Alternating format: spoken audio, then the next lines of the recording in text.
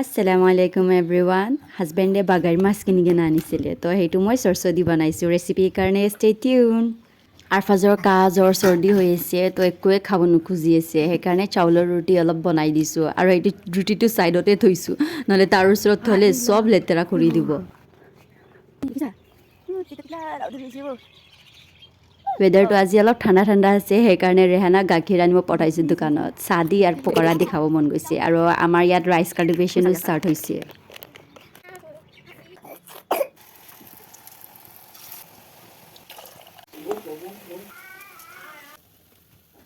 পিঁয়াজি পকৰাটো ইমান ক্ৰিস্পি হৈছিলে আম্মা আৰু মই চাহ খাব বহিছোঁ আৰু আৰফাজক ৰুটি দিছোঁ